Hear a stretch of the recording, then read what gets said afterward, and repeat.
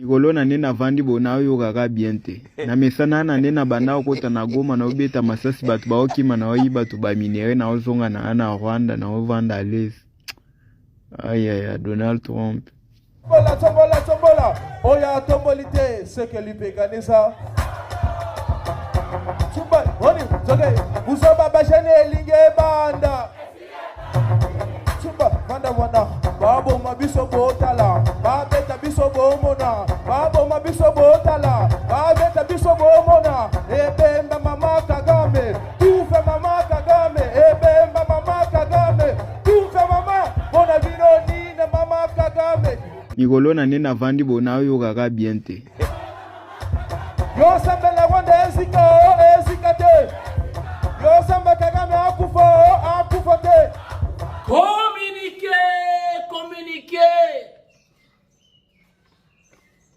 Communiqué très important. Communiqué. Ba mama bozongi salakanga communiqué ya misunyantaba. Communiqué ya mafuta nzoi. Communiqué. Bienvenue dans ce nouveau numéro. Bon début de semaine à tout le monde. Karibu, Boya Malamu, Bakongomani Yote, émission Yassika, Lelo, le 8 septembre 2025. Lelo Namoni quand même, parents, Babundi, malgré la précarité, Babundi Kozongi Sabana, na kelasi. Lelo namoni quand même, moi mouvement ezali, Bisope Basile Kamwasi, abeti moi tour na Chik. Alors bino papa ne part pas encore, reste là, je vais te montrer ma nouvelle classe ou ma nouvelle salle de classe. Donc bonne chance, bonne application. Nabana nyonso oyo bapara babundi bazonga kelasi. Mieux vaut tard que jamais. Fondation Régine Kapinga. Imaginez qu'azalaki awa Kapinga na Kinshasa azongi na moi retard na poto, déjà de retour na Villevorde.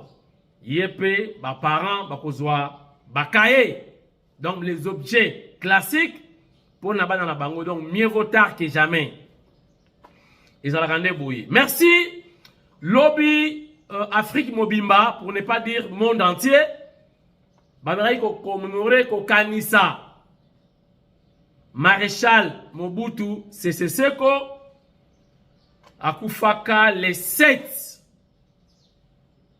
septembre 1997. Donc 28 ans déjà dans l'au-delà. Maréchal d'Isaïr, Maréchal Mobutu Sese Seko Kukungwendu Wazabanga, mingi pe bazoka chance ya komona ye en live boyete, vu sa puissance azalaki na en Afrique, c'était pas facile ya komona Mobutu. Biso tozoki chance ya komona Mobutu parce qu'à tout moment, à chaque fois, qui a parlé de marbre en face, il y a Jaco Moudingaï, vitesse. Tozoa qui occasion comme on a maréchal Mobutu parce que ngai école maternelle ngai ils allaient qui en face, il y a palais de marbre. Après avoir quitté Kitambo, il y a professeur Nkelani, il y a la deuxième maternelle ngai Nambinza. Donc en face, il y a palais de marbre. Donc tout ça qui occasion comme on a maréchal Mobutu Bambala mingi. Donc paix à son âme. 28 ans déjà dans l'au-delà, maréchal Mobutu. Bon, tu peux mettre ma solo mingi te surie. Je crois boyebi déjà Mobutu azalaki nani. Question eza moko na émission ya lelo yango nde mama ya likambo ya émission ya lelo. Question eza moko. Certainement, boyo kaki maloba. Pour mikolo yo Corneille Nangaa komi na ye. Donc, ba conférence de presse. Facha komi siye biloba loba. Je crois mingi batiraki attention te na liloba moko Nangaa lobaki. Nangaa lobaki ke na kati ya presidium. Na lobite ke na kati ya union sacrée. Na lobaki na kati ya presidium ya union sacrée. Donc, bon, bazali ba en tête. Ba membre te, ba cadre te, mais presidium. On va représenter union sacrée. Moko na bango abengaki ye. Alobite ke batunanga bazali balobi moko na bango la presidium abengaki ye. Donc Nangaa a lancé un message d'alerte. Titre aussi cette émission. Boba la kokanisa iko za la nani abengaki Corneille Nangaa. Nani soki Nangaa par exemple, je dis bien par exemple, que Nangaa a komi na bandundu, tolobika na bandundu, ke ye penza kolongola mutu kaki koyamba ye, ekoki kozala nani na presidium ya union sacrée. Nangaa mutalobi pisote. Alobi na kata presidium, moko abengaki nga. Nalobi pete ke eza vérité, eza pe politique. Mais soki, si réellement, l'un, na kati ya presidium, abengaki Corneille Nangaa, ekoki kozala nani. Et pourquoi? Oui, pour cause il faut ezala. Akoki kobenga ye. Pourquoi akoki kobenga ye? Analysons ensemble vers la fin de l'émission. Tu remettras au fond la moi les solo. Sorry. Chers internautes,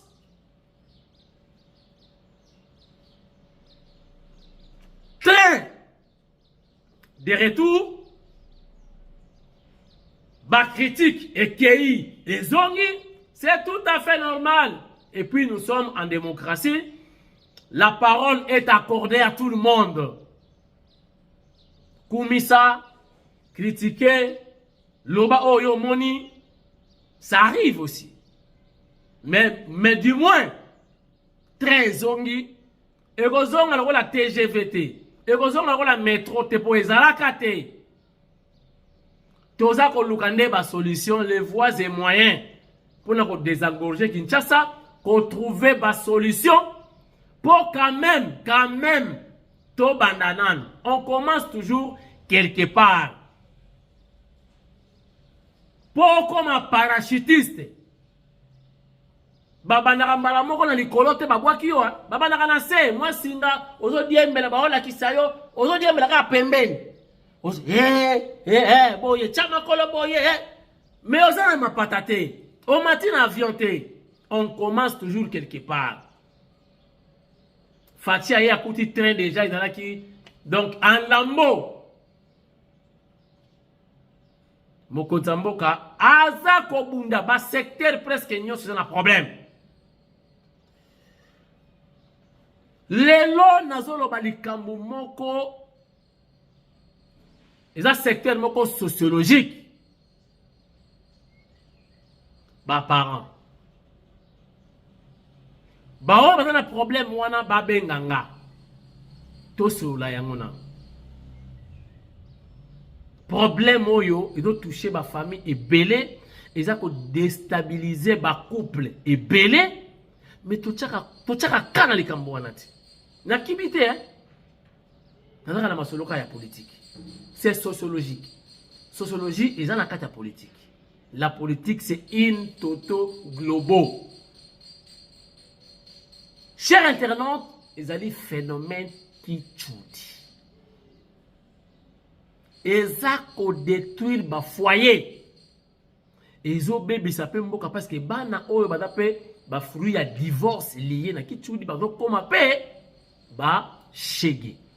Ba enfant de la rue. Yo papa. Oyebi déjà que mwana na yo ya mwasi. bosi bobalisa ye na noko na ye na ndenge ya coutume. Donc mwana wana akoki kobala te po akozana ba problème na foyer na ye. Yo papa oyebi, yo maman oyebi. Un bon jour, quelqu'un se présente comme fiancé ya mwana na bino et vous acceptez. Pourquoi? Et bondimi ba koma tina mariage. Babalani mobali wana pesi mbongo libala. Mais après na butu mobali moko ayaka aya ko réclamer mwasi wana ke mwasi na ngai. Na ba famille mususu oyo baza mwa souple ba ko yebisa mobali. Ndenge za wana fo bala mwana oyo deux fois. Donc faut zungisa mbongo libala ya mobali na ye ya butu. Puis obali yesu lokwa yonde mobali na ye na moyi. Okomona mobali wana kozala à l'aise parce que ils ont divorce salami na butu. Ozuye siko mobimba. Soko pesi mbongo ya mobali na ye wana ya butu te foyer na bino problème. Je vous dis c'est sérieux. Donc quelque part ba parents, certains parents bazako escroquer bana ya batu. Parce que obali siye mwasi ya batu. Oyo yo moko za conscient que basi ba bala ye na butu na moya ko balati. Yo moko papa oyebi. Mais vous acceptez quand même pour quartier mona ke obali sakape bana. On dimi ko pesa mwana on a mariage pendant que ko pesi mwana ya batu. Foyer wana iko za la l'aise. Te mobali wana akobanda ko yaka ko réclamer mwasi na ye. Soit mobali akufi, soit bana bakufi, soit en cas de résistance ye moko be mwasi akufi. Papa oyo bazana makambo na mingi bandeko na biso ya bandundu. Botika makambo. Soki mwana se abala deja. Boyebisa ye ke ozala na mobali yo ko bala te. Oh mona kana butu wana yaka ko mataka. Oh mona yaka ko finaka nde ye wana mobali na yo. Boyebisa ye. Bolia mbongo ya libala ya mobali ya moi te. Phénomène kichudi. Tokoluka professeur moko ya sociologie. Ata Roger Kapalai. On en parle presque pas. Vous allez moi tabou, hein? Kichudi. Ça existe. Au moins, Kichudi a mobali. Et si a bala pe moi, ça n'a poto. Mais Kichudi, il y a qui ça, mon tante na ye. Aza ko réclamer libala. Au comment suka. Soit on a la Kinshasa, abomi libala, a rejoindre mobali na ye ya butu wana na poto. Soit, o ya poto abomi libala kuna ye na Kinshasa, abala kaka Kichudi na ye wana. Kuna libali panzani awa libali panzani. Donc vous avez détruire le foyer. Le bébé ça venir ya bana o bazo bota mana kati ya bakitu liwa. To bongisa ngo prochainement. Ezali aspect moko sociologique. Lobi bo finir ngo président ba cheke na balabala bino ba parents bino ndi bozana base ya makambo. Et comme ma divorce bana ba panzani bakoyimba cheke, bakoyimba kuluna, bokofinga gouvernement, bokofinga président, bozoyi bate bino moko ba parents nde ba responsable ya makambo wana. Train esali accident na camion na Congo central. Na meko tala image wana, est-ce que ça ya kala? Est-ce que ça ya sika? Apparemment ça ya sika. Bota la image. Collision. Motuka ya monene na train. Regarde.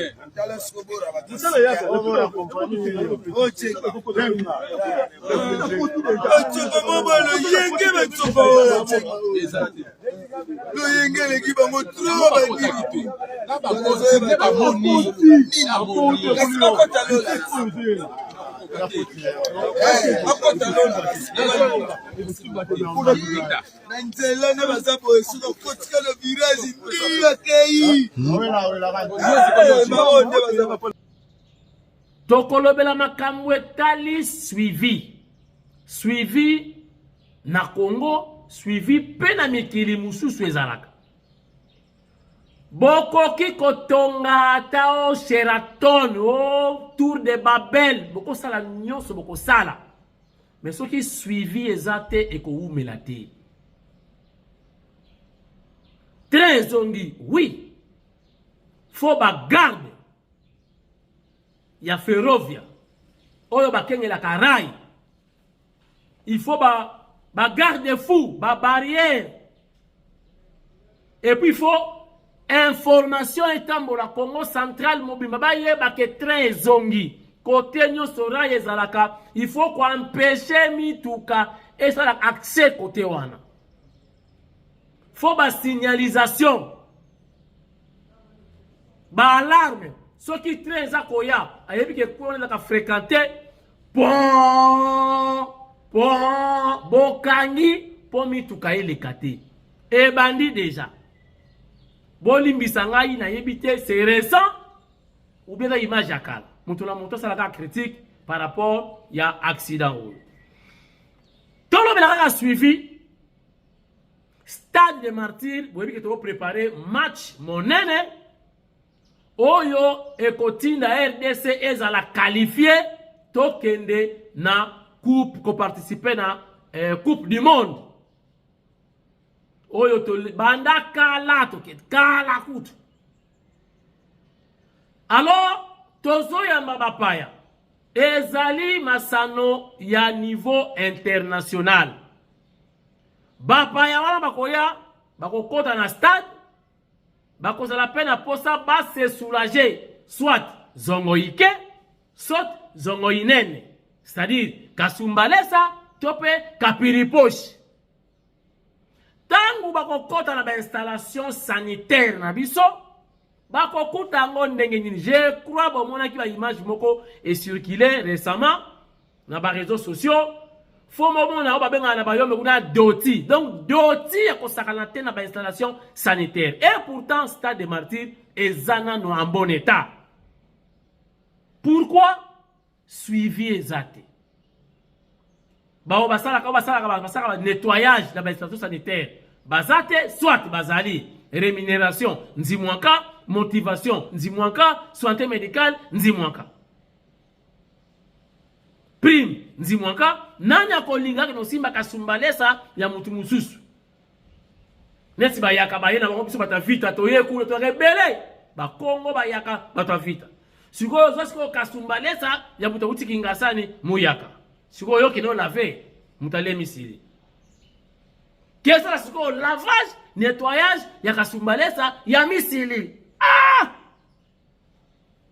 Voilà faut comment directeur et tenir longo. Ne faut pas donc souka na masque na zolozina.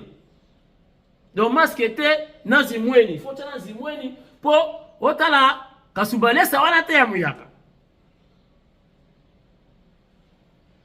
Donc suivi est ça très important pour na misala nyonso ya gouvernement. Suivi ezalaka. Lokwa toza na bapaya vidéo etambola ki ba toala nzimwanka. Je crois certainement ministre de tutelle a vu décision pour te kasonité ba bongisa ba installation sanitaire na Stade des Martyrs.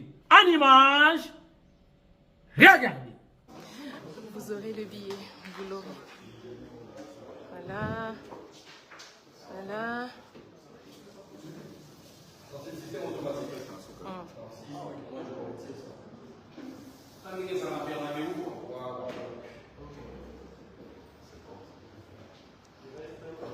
Je parle pas beaucoup, hein. Vous allez entendre Si vous allez voir les ouvroirs aussi, vous-même. on va installer des systèmes automatiques pour les ouvroirs. Voilà. Donc il y a tout ça. Et du côté douche, tout a été changé. Ok. Enfin, c'est les nouveaux mélangeurs qui ont été installés là. Voilà. Merci. Voilà. Ceux qui vont dire que le stade est sale, ils peuvent venir.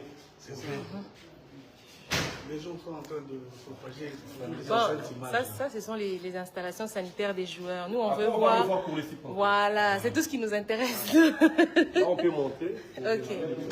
Merci.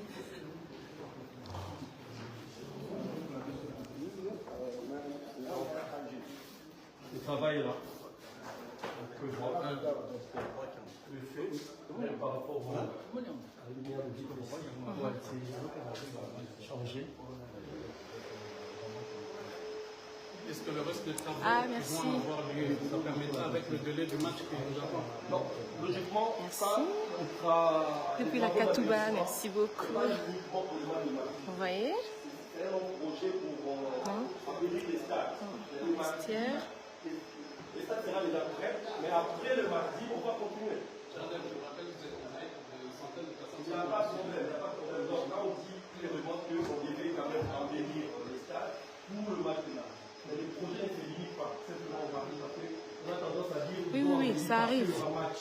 Mais il y a des travaux qui vont continuer après même le mardi, parce qu'on aura encore d'autres matchs au mois d'octobre.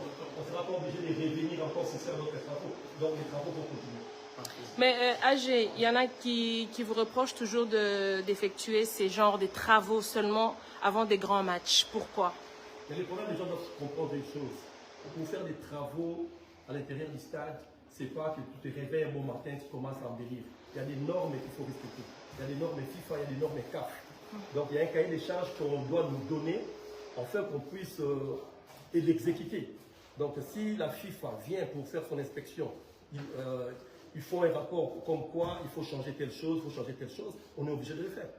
On ne le fait pas par plaisir, on le fait par instruction de la FIFA. Donc là, on peut voir même le bureau de l'entraîneur, il faut l'embellir, il y a des bureaux des commissaires des matchs, il y a des bureaux des arbitres, il y a beaucoup de choses que beaucoup de gens ignorent. Il y a même une infirmerie à l'intérieur du stade. Donc il y a des normes comme ça qu'on doit respecter. D'accord, on peut aller maintenant du côté On des peut aller du supporters. côté des supporters. Merci D'accord. beaucoup. Allons-y. On y va.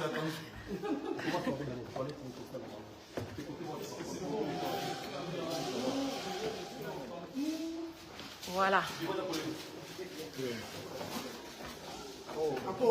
Non, laissez-moi. Chers bourgeois, donc restez là, vous allez tout voir. Hein? Vous allez tout voir. Voilà, on passe par l'extérieur. Ça, c'est par où entre les joueurs. Voilà. Comme ça. Voilà. Ok. Bravo na diaspora ya Afrique du Sud. Bozana kanza boyi mibali. Boyende ezalaka. Botu na ngani neleki na Afrique du Sud. Et si Thabo Mbeki a préparé un dialogue, ingérence na makambo ya Congo, ba conflits internes, ba problème na biso, ba frustration na biso, Thabo Mbeki amonyango Sun City abegisi ba Congolais toluka solution pour la RDC. Ingérence, ezalaka malamu te. Alors, banoko ba Congolais baluki bayeba eza wapi bake ba encercler bango kuna na Afrique du Sud. Bravo, bravo bana ya Congo, bravo. Ba étranger balukelaka biso ba solution. Et en un sens. Et en un sens te. Merci. Bana Sidaf. Bana Jobour. bana ya Pretoria, bana ya Sun City. Merci, merci. Bolakisi biso ke non, bitumba ici la te, bosi la pete, bozanano. Merci, bapaya bako banga biso ndenge wana. Toze la suite. So ba image ezali, botini repso lisu ba image, na monaki déjà moko, ne boyena ba moto, na mituka. Botini langa ba image, bana ya Afrique du Sud. Envoyez-nous les images, to diffuser yango na émission lobby. To la kisa de quoi vous êtes capable. Boana kanza, boyi mibali, boyi bingambe, nde boye. To sepeli. Na Uvira, tension, en tout cas, ezali. Depuis nomination, ya général Yassika, oyo bakonzi, ya armée, batindi kuna, balobi yeteo, yeteo, yeteo. Yeteo, yeteo, yeteo. Balobi yete. Balobi kana na solo ebele ya molili. Pona bango, bango baza ba c'est autodéfense, hein, les Wazalendo. Bazo batela mabele, entité na bango, ba yebi ba continue so batinda bango, misala na bango, ba bilan na bango, bango ba yebi, ba na maîtrise ya terrain. Oyo batindi balobi yete.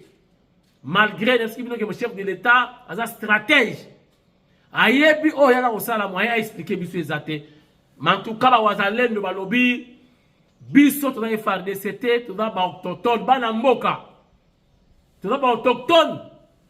Mais en tout cas oyo yete. Oyo yete botinda mosusu. Et toyoki côté ya Kalemi ba moni pa troupe ya ba Rwandais bazo mata bazo ke dever Uvira. Na la tuna question moko ba Rwandais ngo basila raté baza boni balemba raté bazo ba échec par rapport à calendrier basala ki en principe l'héros yo soki na vitesse banyela ki ne héros yo bana bandundu. Quand même il faut qu'on se le dise. FARDC va fournir un effort pour empêcher bango, pour empêcher bango kilo, batelement. Mais alors, botala côté à Uvira, mise fongwa makuna mokonzi mboka, soki kaka Uvira ekwei, to repesa ba Wazalendo raison.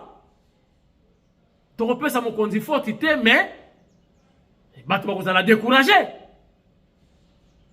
Barolobani, tolobaki yango, yete, batindi yanko. Et la kisinine. Gouvernement a complice. Barolobani wana. Commandant suprême, le peuple. La voix du peuple, c'est la voix de Dieu. Bawazalendo, baboy général wana. Balingi yete. Po elata bisote. Elata yote. Sinon, barolobaki, ah, voilà, tolobaki toyebi tika ye, yo insisté. Oh, bien na kitoko, oh, ako trahiri te, mutalati sokoto. Ala na couleur politique te, ala na ethnie te, tosuki wapi. Donc, bon, ça, là, on a quoi? Là, mon konzamboka, son excellence, le commandant suprême, ce qui est capable de Wazalendo, bana mboka. Et vous allez m'abete. Na cadre ya koloba boke. Na sokoli maboko loka bolobi ke yete to longoli. So ki yindi kuna balo basuste ke obiso. Voilà. Ils appellent bien pour peuple la monake. Nengo yo ka base. Oyo ki pe ba. Et ça la bien. Merci na ba Wazalendo résistance toujours. Boba te la mboka pour ceux qui kuna ambri. Koto yo pe, to kozala à l'aise te. Ata moke. Mon sapi moko soke zui pota. Oyo capacity na lokolo. Mais ça a. Po toza iloko moko. Toza un corps.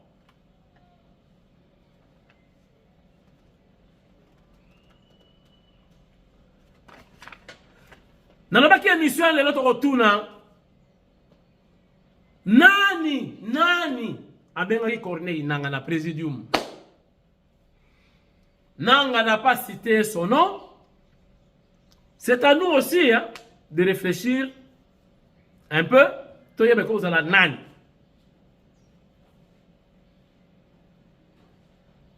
Par rapport à climat, par rapport aux enjeux, et koki kozala nani abengaki Nangaa na présidium. Bota la présidium.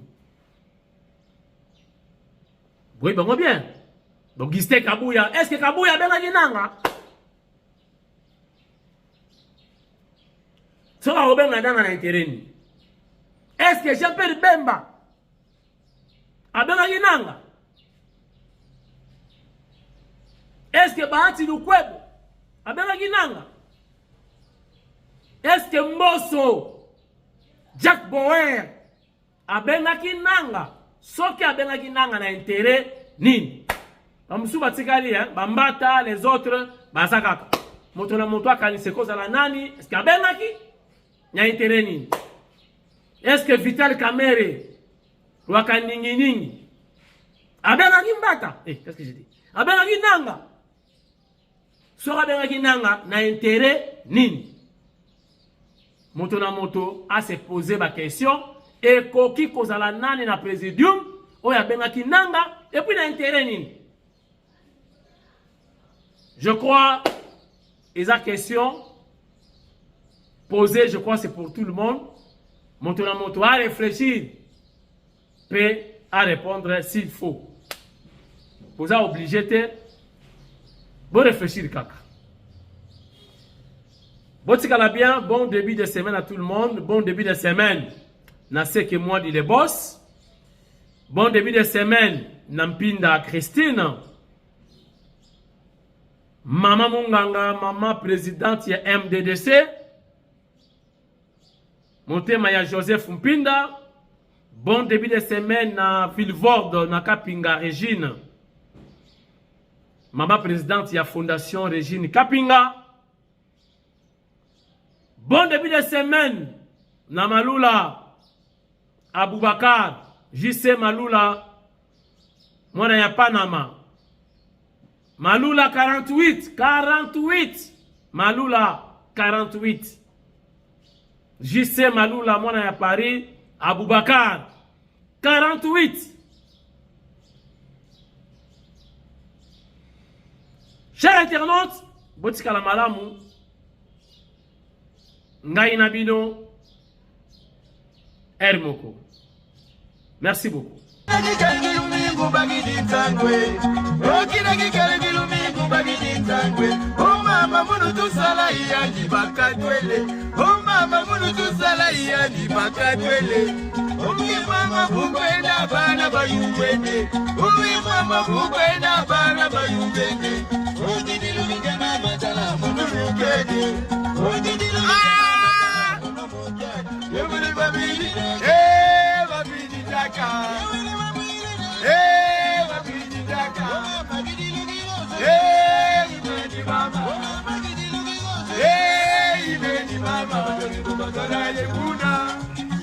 Mama.